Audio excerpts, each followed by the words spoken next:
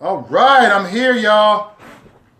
I'm here. Let me adjust the camera real quick. Welcome to part two of liberal versus conservative. All right, I'm waiting for Zardrell on here. Zardrell, where you at, bro? I'm gonna get the other guests on here. Because I'm always open for questions. I'm always open for questions. What's going on, Cray?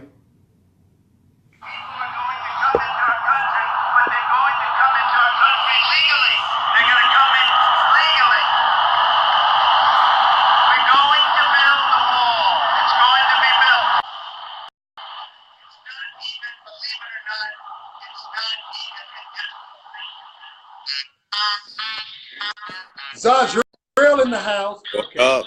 Up a little bit, a little bit more. How you doing? Pretty good. Pretty good.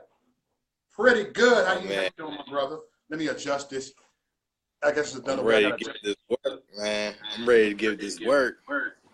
Okay, we got this. All right, here we go. Here we go. Here we go. We got Abe. All right, you want to ask us a question? Here y'all go. We got a liberal right here, man.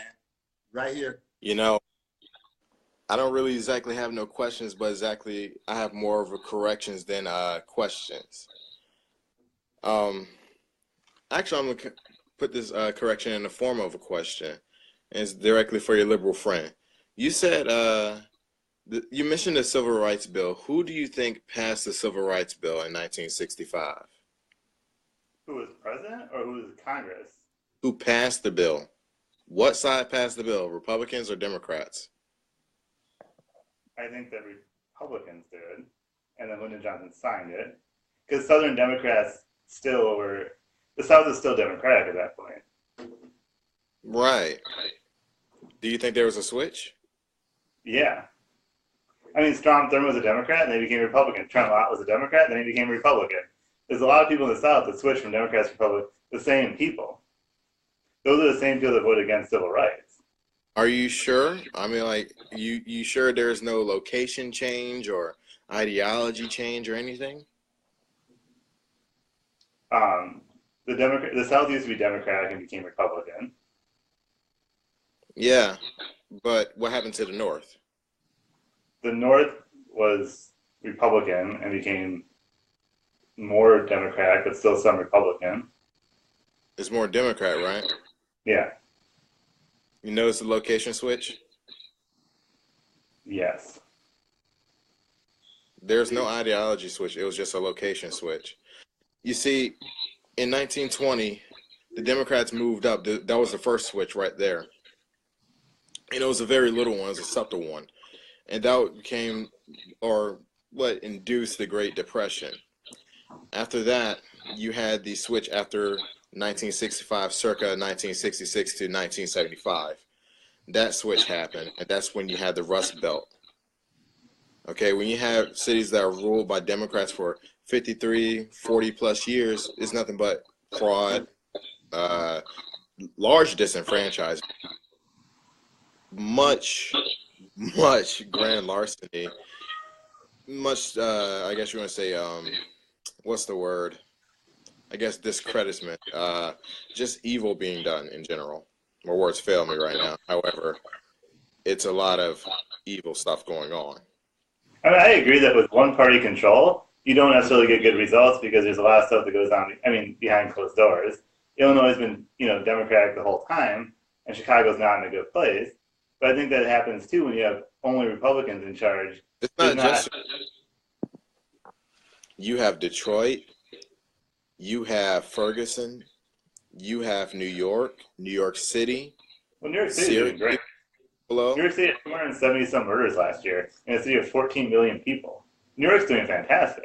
Still, but it's fantastic aesthetically, but government-wise, And economically, the only way it booms is because of the 14 million people. Yeah. If the government if it was any smaller, it would have crashed. I mean, I'm not wrong. The only thing that saved it was that port. Detroit didn't have those luxuries. You were set on the border of Canada. You had nothing but fields and plains to the south. Then the industries left because of high taxes and because of democratic rule.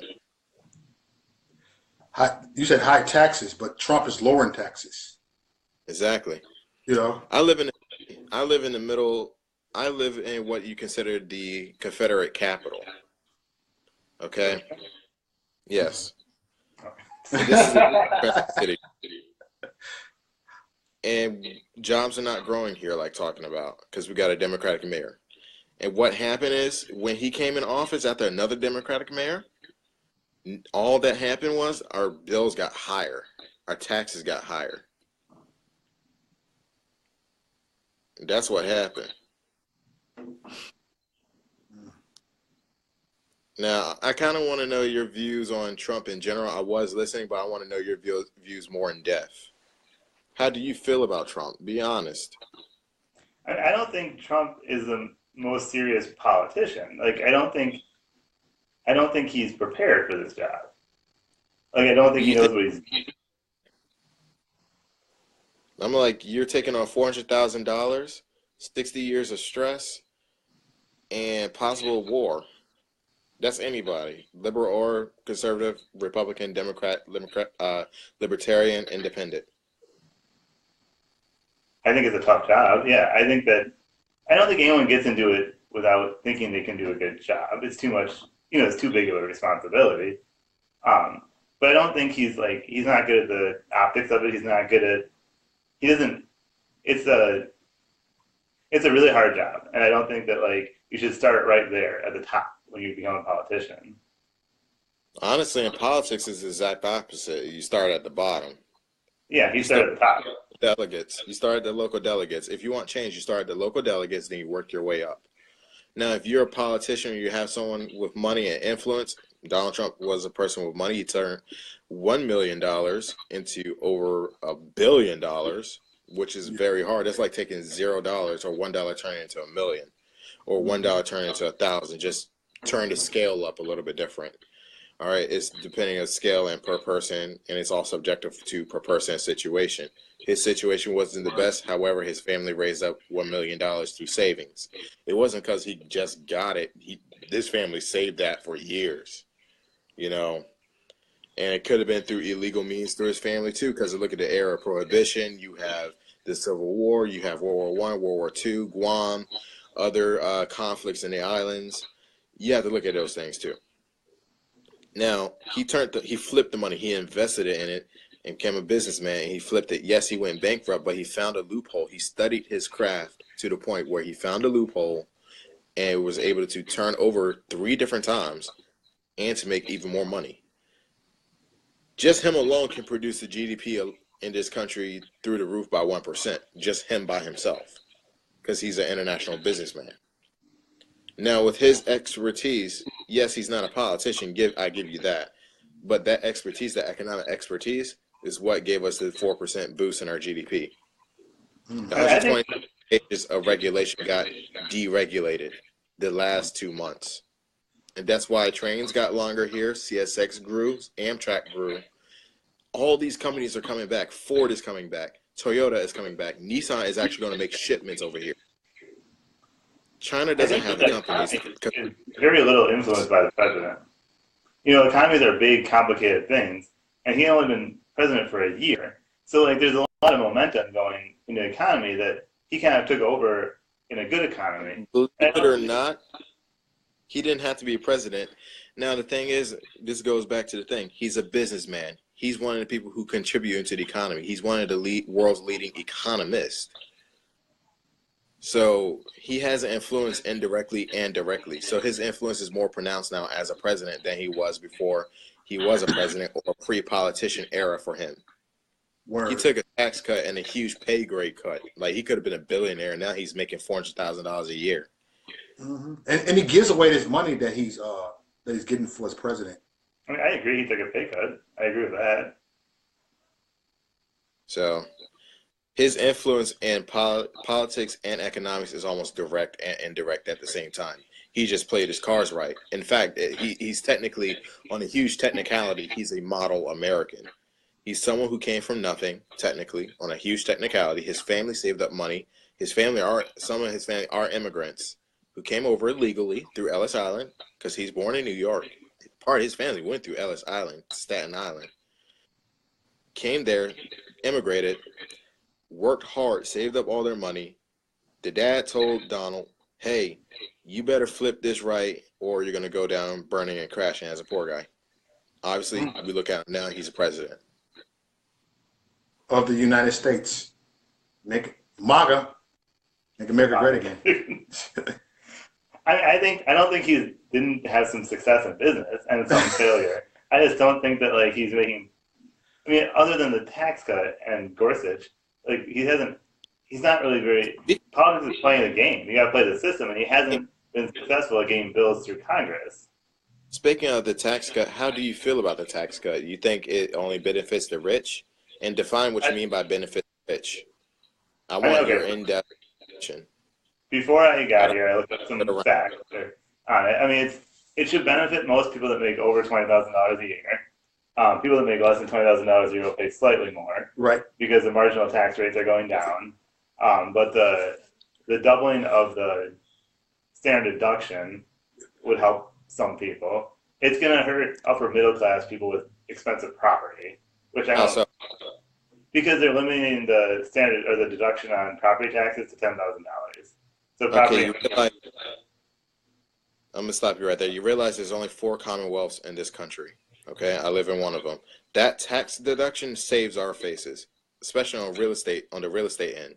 So property is being capped at $10,000. Hugely is going to be in our pockets, so we can buy more condominiums, more land, building real estate, whatever you want to do with it, or what have you, to make a commercial property and or a living quarter. That means people are not just getting jobs; they're also getting places to live for our cheaper expense and with better supplies. I'll read the comment. I don't think that the standard deduction double I think is good. I'm not like upset about the cap on the state and local income tax and property tax. I mean, you have to be pretty upper middle class to be able to.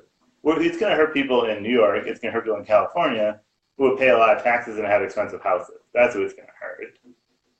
Because that's subjective to the person. You have to make the choice to either be frugal with your money and be able to manipulate your money and invest in or triple or double it, or you can buy that big house on the block and pay that money. Nevertheless, the tax cut will hit you and you're going to have money in your pockets. You're going to still pay bigger taxes because you have a bigger property. Your asset value is much higher. Therefore, the taxes will be higher in your asset value. It's all circumventing to each other. Yeah, no, and I think that if you own if you own an expensive house and you pay more taxes on it, that's fine. I think that the bigger problem with the tax cut is what spending are we going to cut to pay for this tax cut? This whole thing started out a long time ago as we're just going to eliminate deductions and lower the rate. And I think that was a good idea. Let's eliminate deductions and loopholes and lower the rate and make it revenue neutral. Then in the middle of it, they threw out the revenue neutral idea and just made it so we're just going to cut taxes. But then we have to pay for that tax cut at some point. And what the programs are we cut? I'm going to tell you how. The way that tax cut is paid, you eliminate the climate control. You pull out the UN. You put that billions or millions of dollars theoretically back into the economy. You burn off some of your dollars so you won't super inflate in a short period of time. Therefore, you put the dollar being backed up by gold and silver and or bronze and copper, because those are 2 valuable metals too. You put it into that won't be part of the cloud. So if we try to go back to the gold standard, that sets like a finite amount of money, right? The gold standard, because everything has to be backed by gold. Like the economy took off when Nixon got rid of that. So if you think about it. Would you rather have a dollar that is backed by a number or a dollar that is backed by a physical object and or a valuable metal such as gold, silver, bronze? Would you rather have your dollar something? I'd rather live in an economy that functions well than one that doesn't. And I think if we're going to have an economy that functions well, it's not reasonable to have the gold standard. Because I think that like the Federal Reserve setting monetary policy. I would like to correct you on that. The gold standard means your economy is backed by something physical. I agree with that. If it's backed up by just numbers, that means if I take the value away from the numbers, that dollar is worth nothing. Basically, you set yourself up for hyperinflation. You'll end up like Germany post-World War I and post-World War II. But The dollar like the Federal Bitcoin. Reserve sets the amount of dollars in circulation to stimulate. Like when the 2008 crash happened, they did quantitative easing. Quantitative easing was putting more money in the economy, so there's more spending. Because currently, inflation. And right now, there's been almost no inflation for 10 years. You want a little bit of inflation. You want the goal. Wait. You said 2008 there was hyperinflation. Then you say in 10 years there was no inflation. There was hyperinflation in 2008. There was no inflation in 2008. 2008. You just said quantitative easing by definition is hyperinflation, bro. If you put money that is crashing, the dollar loses value. That means quantitative easing was putting more money in the economy. It didn't work as well as they hoped because people didn't spend that money. You added 120,000 pages of regulation thanks to Obama. And Detroit didn't grow until Trump got in. That was like on forward. You know, in fact, their emergency services didn't even work, man. The cop cars didn't even have computers in them. Now they got computers in them after 6 years. They can actually finally respond to calls of people dying. They don't have to wait 6 hours. In fact, Detroit is finally getting their roads paved. Finally. He said this liberal don't know anything. I knew that was coming. What's up, John? He said you don't know nothing. That's right. I believe he's smart. He has a lot to say, but he also has a lot to learn. You know, I have a lot to learn. It's all subjective to people. Hey, he has sort of economic prowess. However, he don't have full understanding how the national system works in the international community. Our dollar is backed up by gold. We need it backed up. It's like going to a.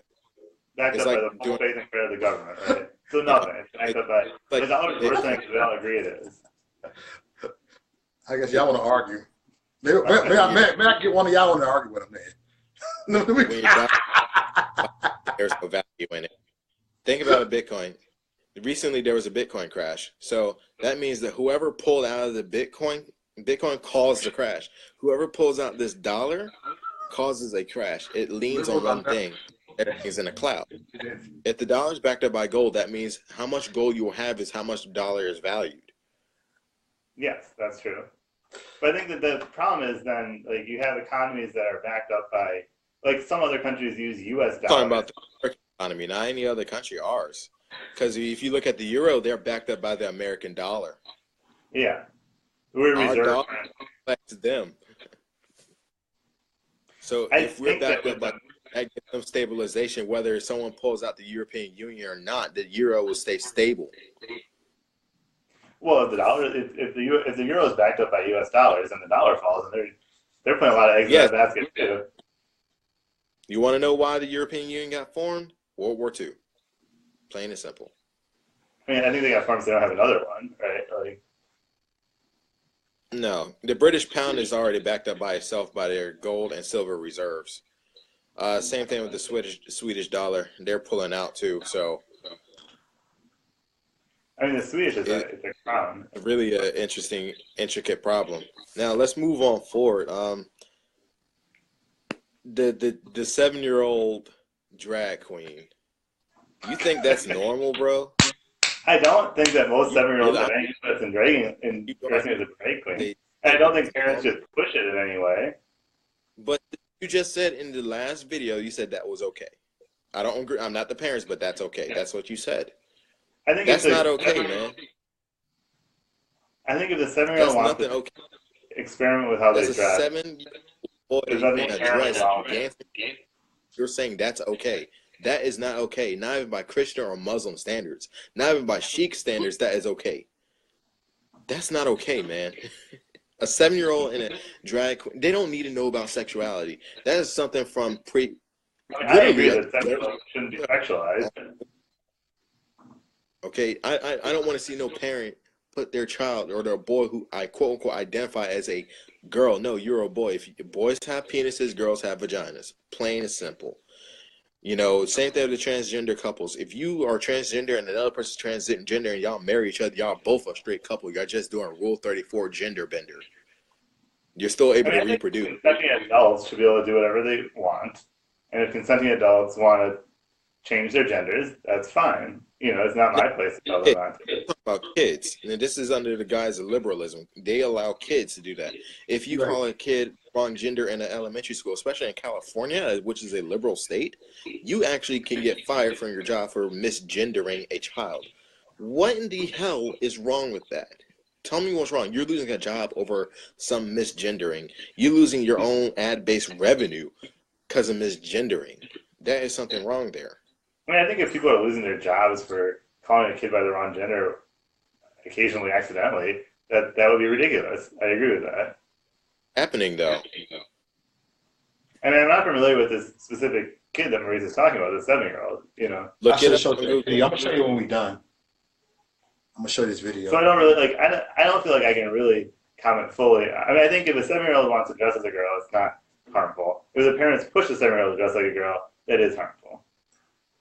I think it's something wrong. I think there needs to be an inherent understanding that if you're a boy, it's okay to like plants and stuff. That's all right because you might go into botany. However, if you're trying to dress like a girl, feminize yourself, and you're a man, I don't care if you're a 7-year-old or not. You're a male. That's not normal. Point blank. Period. Same thing with a girl trying to dress as a boy. That's not normal. If you're not doing anything that requires you to wear unisex clothes, such as gardening, going outside, which requires pants and not a dress, or you go into something that is based on family tradition like Celtics or Hawaiian, Polynesian religions, or the Muslim or Islamic faith, then you don't need to be wearing a dress. Even in Islam, there are pants underneath your turban. There's pants underneath your clothes. That's what is done. Okay. Yeah, I have another a topic you want to talk about? Anything you want to discuss? I mean, I'm all ears, man. I want to look. Maybe it's something I didn't come to Abe with. It's something you want to talk to a liberal about. We got a live liberal. I want to know more about you. Even the Confederate flag thing. That's a battle flag for the Potomac Army. I'm sorry, that flag can't be racist. People died under that flag from both sides. Carried that flag. This is a black man's. I mean, I think that some people find it offensive, the flag. But we got 2 black people that ain't offended about it. Yeah, and if you guys are a representative sample. I live in the stinking Confederacy, bro. They live there. Okay, do you feel like I've dated women with Confederacy. Flag. I mean, I'd say in the first segment, I don't think necessarily people are racist if they have a Confederate flag.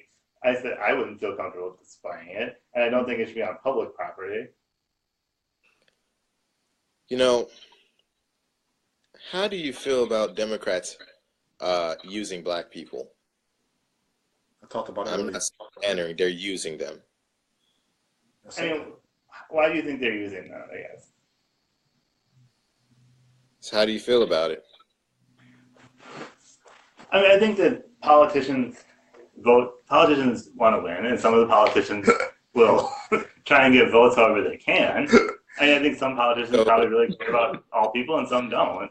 Using for numbers. Because it seems like what's so crazy is, we always say, let's reach out to the black community. But when I did this research paper, 63% of that community is in jail, and they're particularly male. And they're disenfranchised who are not able to vote. So they pander to the single mothers and the children and the minority of the community. I think the Democrats and Republicans should do more to help black people. For sure, I think they should. We're talking about Democrats. Then he said he feel that Democrats should do more to help black people. I'm glad you said that. That's how I always feel, that they don't. I feel that Democrats enable black people. That's what I feel, that they want to call us the Uncle Toms and the Coons because we support Trump. If anybody in Uncle Tom, they're the Uncle Toms because they're the oppressors. They're the one who's selling dope for the white man out there. It's them. In fact, I read the book. Read Uncle Tom's Cabin if you're going to call me Uncle Tom. Right. I think that it's challenging because almost all African Americans vote for Democrats. So then Democrats. B. Johnson back in the 60s said, I'll have these niggers voting for Democrat for the next 200 years, and they're voting. 200 years. You want to know what happened? Sometimes take black people for granted because they don't have to work as hard to get their vote. No. And I don't blame Democrats. I blame black people for this. We sold ourselves to the Democrats. We put ourselves back into slavery. You're free from slavery. You decided to come back to the plantation. You went for welfare, for a welfare check, the taking away of a father in the community, the selling of a nuclear family, and free stuff. I don't see Asians doing this. I don't see Muslims doing this. Hurry up and bite. The Arabs who enslaved people, black people in Libya, are the same Arabs who come over here, put in a 7-Eleven in a black neighborhood, and take your money and still enslave you. They'll take your money and enslave you and use you as a work tool and kill you. No words, right? Mic drop. Well, I don't have anything. I'm not disagreeing with you saying that it's those things.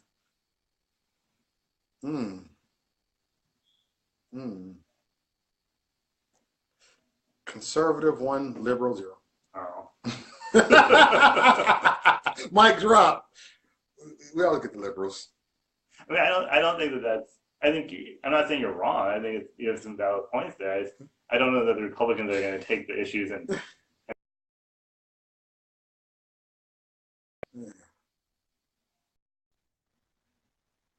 We got cut off. Zardrell. We actually almost run out of time. I'm gonna get Zard on for one more minute. No, he's cut off.